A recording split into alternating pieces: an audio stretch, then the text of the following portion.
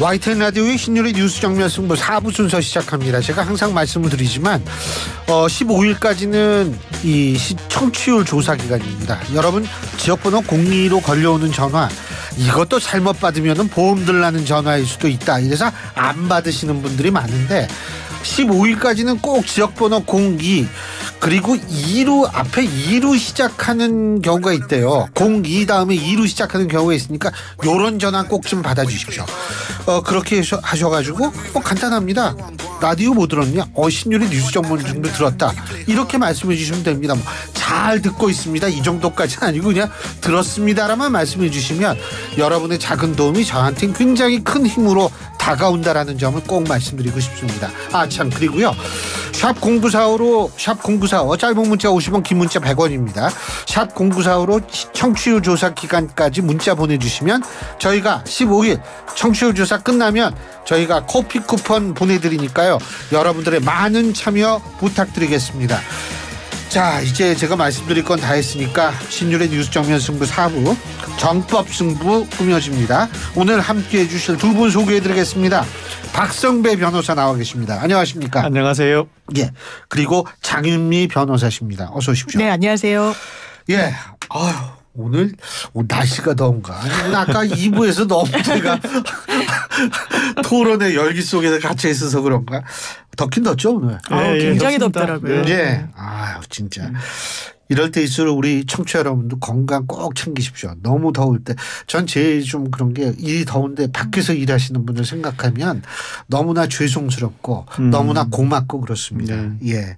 자, 우리가 오늘 처음 얘기할 여거는 이 공탁금, 요새 이게 공탁금이 아주 그냥 굉장한 주목을 받고 있어요. 네. 거기다가 공탁 불수리예요. 근데 공탁 불수리가 공탁을 수리하는데 이게 수리가 안 된다 이런 건 아니죠. 네. 받지를 않는다는 거죠. 네, 장윤미 변호사님. 법적으로 개념이 이제 수리한다라는 용어를 상당히 많이 쓰는데요. 불수리는 말 그대로 수리, 받지 않는다라는 겁니다. 예. 이 맥락을 좀 짚어드리면요. 대법원에서 강제징용과 관련해서 전범 기업들에 대한 배상 어떤 결정을 내렸죠. 그 연장선상에서 한일 간의 양국의 관계를 이제는 좀 마침표를 찍어야 된다라는 윤석열 정부의 어떤 결단이 있었던 겁니다. 그래서 만들어진 게 행정안전부 산하의 일제강제동원 피해자 지원재단인데요. 예.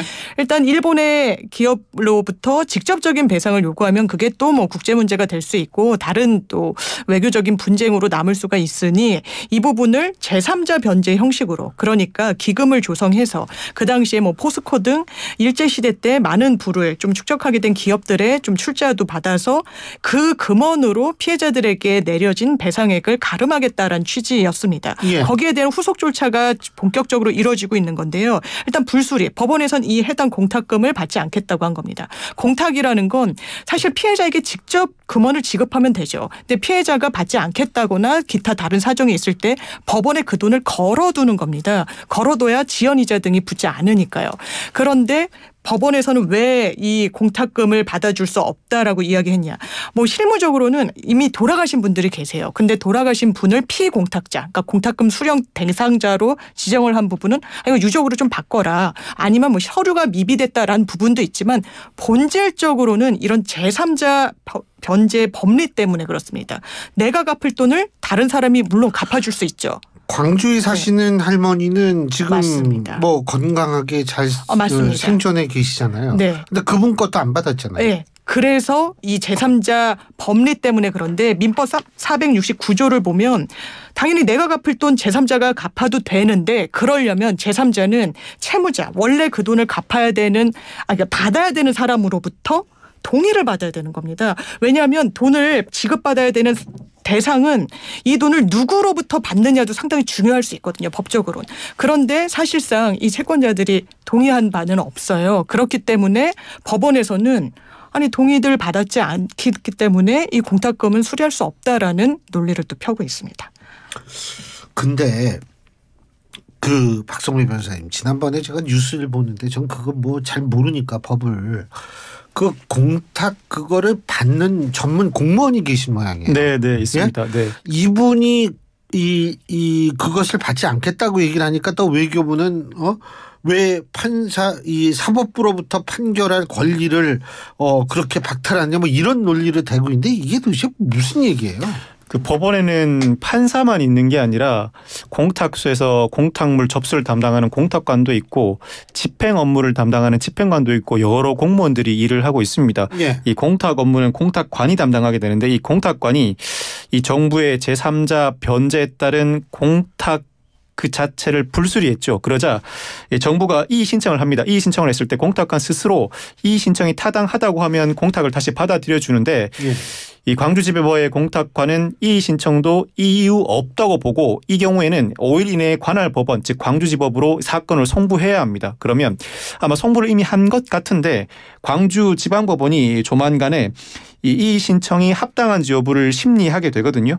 심리해서 혹여나 광주지법 판사가 공탁을 수리해야 한다는 결정을 하게 되면 정부는 원래 예정했던 대로 그대로 공탁을 진행하면 되는 것이고 광주지방법원의 판사도 공탁관의 의견처럼 공탁을 수리할 사안이 아니라고 판단할 수 있죠. 이때는 정부가 다시 항고를 할 수 있습니다. 그러면 광주지방법원의 그 상급 시민 광주고등법원이 다시 판단을 하고 여기에 대해서 재항고를 하면 대법원이 다시 판단을 하게 되는 것이죠. 아마 이 절차를 밟을 가능성이 상당히 높고 이 사안에 대해서는 대법원 판결까지 나올 것 같은데 공탁관에게 아무런 심사 권한이 없다는 정부의 주장은 사실 정확하지는 않습니다. 공탁관에게도 각종 서류가 정확하게 구비되어 있는지 형식적으로 심사할 권한이 있고 물론 공탁관의 심사는 형식적인 권한입니다. 그렇지만 제3자 변제와 관련해서 당사자가 반대 의사를 표시했다는 등 서면에 나타난 사실 자체를 두고 판단할 권한은 있습니다. 서면에 나타난 사실관계가 아니라 예를 들어서 누가 이 공탁물을 가져갈지 그 당부 판단을 공탁관이 못한다는 것이지 서면에 나와 있는 각종 사실관계를 두고 공탁을 수리할 수 없다는 정도의 판단을 할 수 있습니다. 이는 공탁 규칙에도 규정돼 있고 공탁물을 불수리하거나 공탁물을 출급 또 회수 신청할 때 이를 거부하는 의사표시를 할 때 어느 정도 결정문을 작성해야 한다고 규정이 돼 있거든요. 형식적인 판단 권한이지만 서면 자체에 나타나 있는 각종 사실관계에 대한 판단을 충분히 할 수는 있죠. 그 자체에 대한 비판은 온당하지 않은 것 같습니다. 네. 어쨌든 지금 외교부도 조금 좀 비판을 받고 있는 것 같은데 문제는 뭐냐면 이게 소위 말하는 정부가 얘기하는 해법 자체에 여태까지 추진한 해법 자체에 영향을 미칠 가능성은 없습니까? 그렇죠. 이게 사실 단순히 공탁 업무를 하는 데 있어서의 문제가 아니라 제3자 그러니까 기금을 별도로 만들어서 대한민국의 정부가 주도적으로 이런 배상금을 대법원에서 갚아야 될 주체로 적시한 일본의 기업들을 대신해서 갚는 것 자체에 좀 법리적인 한계랄까요? 그런 부분이 있는 겁니다. 아까 말씀드린 민법 469조 1항을 보면 이렇게 돼 있습니다. 채무의 변제는 제3자도 할 수 있다. 그러나 당사자의 의사표시를 제3자의 변제를 허용하지 아니한 때에는 그러하지 아니한다. 당사자 여기서는 이 전범 기업에서 강제징용을 했다라고 했던 그 원고들이 되겠죠. 이분들의 어떤 승인 허락 없이는 사실 정부가 그 돈을 대신 갚는다는 게 법률적으로는 뛰어넘을 수 없는 부분이 있는 것으로 보여지는 부분이 있어서 아까 말씀 주셨다시피 정부는 근데 이게 기조로 정해졌고 시책이자 정책으로 굳어진 상황에서 양보를 할 수는 없을 겁니다. 이미 공식적인 발표도 했고요. 그렇다면 이 법원 절차 안에서 공탁을 계속 걸기 위한 향후적인 절차를 가져갈 텐데 그걸 과연 이런 법리 그리고 법률 그리고 대법원의 판시도 상당히 이 연장선상에서 굳어져 있거든요. 그렇기 때문에 이 공탁금을 사실 법원에 거는 문제부터 상당한 장애에 또 벽에 좀 부딪힐 가능성이 매우 높아 보입니다. 예, 이게 참 여러 가지로 쉽지가 않습니다. 예, 그렇군요. 이것도 굉장히 정말 충격적이고 굉장히 불행하고 가슴 아픈 얘기인데 출생 이력은 있는데 출생 신고는 안 된 이른바 여러 가지 표현이 있더라고요. 유령아기다, 사라진 아기들이다, 여러 가지 표현이 있는데 지금 경찰 수사가 확대되고 있다고 하는데 이게 400건이 된다고 그러죠? 수사 대상 400건도 이틀 전인 4일 기준이고요. 자꾸 늘어나는군요. 예, 경찰청 국수본 발표에 따르면 어제 5일 오후 2시 기준 전국에 출생 미신고 영아 사건이 664건이 접수돼서 수사 대상이 598건입니다. 즉 하루 만에 수사 대상이 198건 늘어난 것입니다. 이 중에서도 사망자가 4일 기준 15명으로 확인됐다가 5일 기준 23명으로 8명 늘었습니다. 10명에 대해서는 범죄 혐의가 발견돼서 수사를 진행하고 있고 11명에 대해서는 범죄 혐의가 없어서 조기에 수사를 종결한 상황이고요. 무엇보다도 소재가 파악되지 않고 있는 540명의 생사 파악에 수사력이 집중되고 있습니다. 어쨌든 경찰이 이제 막 태어난 아기 그 베이비박스라는 거 있잖아요. 네. 여기에 이제 유기한 사례를 두고서 고심 중이다 이런 건데 이게 베이비박스가 그 한 목사님이 하시는 걸까요, 그렇죠. 아마? 예.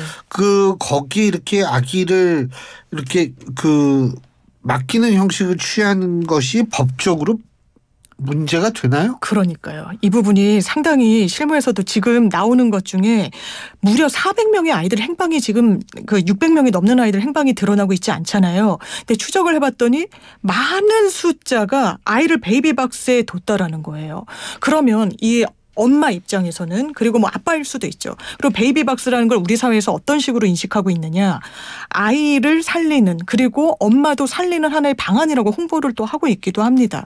그래서 여기에 아이를 가져다 두면 내 아이가 향후에 그래도 뭐 다른 집에 가거나 아니면 뭐 보육시설로 가더라도 잘 성장할 수 있겠지란 좀 생각을 하고 뭐 아이를 둘 수도 있을 것 같아요. 그런데 현행법상 이 부분이 아이가 굉장히 출생 직후의 상황이라면 영아유기죄로 처벌받고 있고요. 실제로 처벌을 하고 있습니다. 실무에서는. 그뿐만 아니라 아동복지법 위반에도 아이를 유기한 본인이 관리 감독하고 양육해야 되는 아이 보통은 이제 자녀가 되겠죠. 아이를 또 유기한 경우에는 가중해서 처벌하는 그런 규정을 갖고 있습니다. 일반 영아유기는 2년 이하인데 아동복지법으로 영아유기가 되면 5년 이하의 징역형으로 규정이 돼 있거든요. 실제로 처벌이 이루어지고 있어요. 그러면 지금 왜 경찰이 고심한다고 하느냐.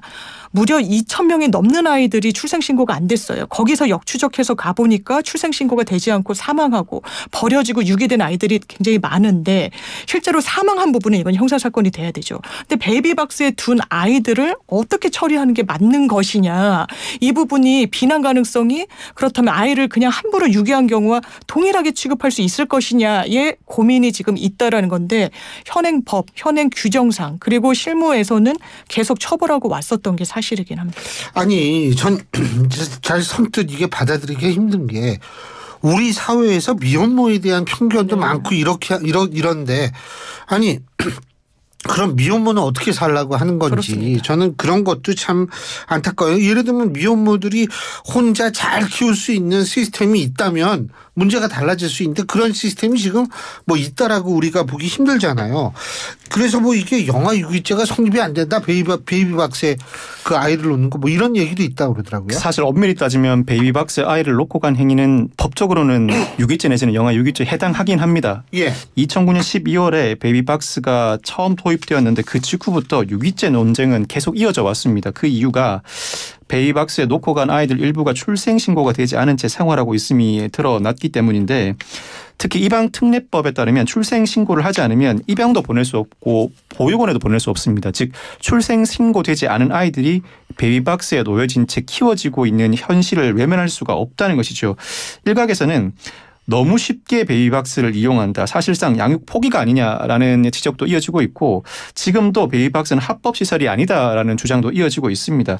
실제로 최근 판례 10건을 분석해 보면 베이비박스에 아이를 놓고 간 사례 중 9건이 유죄가 인정됐습니다. 단 한 건이 무죄가 인정됐는데 물론 유죄가 인정된 9건도 실형이 선고된 사례는 없습니다. 예. 여러 사정을 감안해서 단 한 건 무죄가 인정되었는데 그 사건이 지난해 7월 서울중앙지법에서 선고된 사건인데 교회에 설치된 베이비박스에 두 아이를 잇따라 맡긴 20대 친모 사례에서 장소를 이탈했다고 보기보다는 담당자와 상담을 거쳐 맡긴 사실을 인정해서 즉 유기라고 보기 평가하기 어렵다는 이유로 무죄가 선고된 사안이 있긴 했습니다. 그렇지만 아직까지도 다수의 판결은 유죄를 선고하는 경향이 있음을 부인할 수가 없습니다. 그렇지만 현재 이 출생 미신고 아동 사건 전반을 수사하고 있는 경찰 베이비박스에 아이를 놓고 간 사례가 대다수인데 이를 어떻게 처리할까 고심하다가 일단은 사실관계를 파악해서 혐의를 선별 적용하기로 하고 베이비박스 설치 기간과 상담한 사실이 인정되면 굳이 입건을 하지 않기로 결정을 해둔 상황입니다. 정말 이거 좀 신중해져야 될 것 같아요. 예? 그렇습니다. 말씀 주신 대로 본인의 출산 사실을 감추고 싶어하는 여성들이 분명히 있어요. 예. 미혼모인 경우가 거의 대부분이고요. 그렇다면 이게 물론 정부에서 허가받은 시설이라고 볼 수는 없습니다. 베이비박스 그 제도가요. 그렇지만 아이가 안전할 걸 기대하고 아이를 두는 건 맞아요. 그런데 법원에서 이 기준도 사실 좀 모호한 게 무죄를 받은 여성 같은 경우에는 본인이 상담을 했단 말이에요.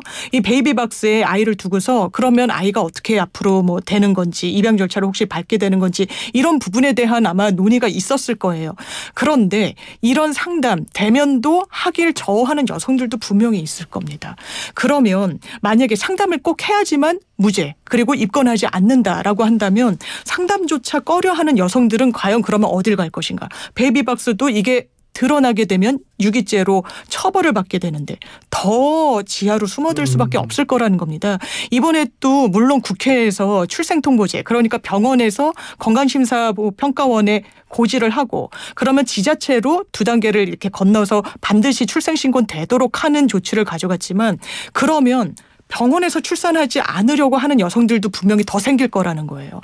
이런 부분 때문에 보호출산제도 같이 도입이 돼서 빨리 그 양쪽의 어떤 입장을 잘 조율을 시켜야 되는데 그런 부분에 대해서는 다시 또 논의가 제대로 안 이루어지고 있는 것 같아서 좀 안타깝습니다. 제일 중요한 거는 병원 이외에서 몰래 아이를 낳은 그런 아기들은 이게 잡히질 않을 거 아니에요. 네, 이른바 암수 범죄죠. 암수 살인이 있듯이 아이의 출생 사실조차도 드러나지 않는 예. 경우가 있을 수 있습니다. 이와 같은 사건이 발생하지 않도록 어떤 조치를 취할지도 우리가 봐야 할 문제일 것 같고 병원에서 출생된 아이들을 파악하는 이 사정만 두고도 우리나라는 다른 나라에 비해서는 더 발전된 사회인 것 같습니다만 여기서 더 발전해야 한다고 봅니다. 충분히 수사 기법도 발달돼 있고 어디에도 드러나지 않지만 흔적이 남아있는 미신고 출생 아동도 여전히 있을 수 있다고 봅니다. 예, 정말 이 아기들의 생명은 우리 사회가 나서서 지켜줘야 되고 미혼모들에 대한 지원도 좀 강화가 돼야 될 것 같습니다. 예, 오늘 두 분 말씀 잘 들었습니다. 고맙습니다. 감사합니다.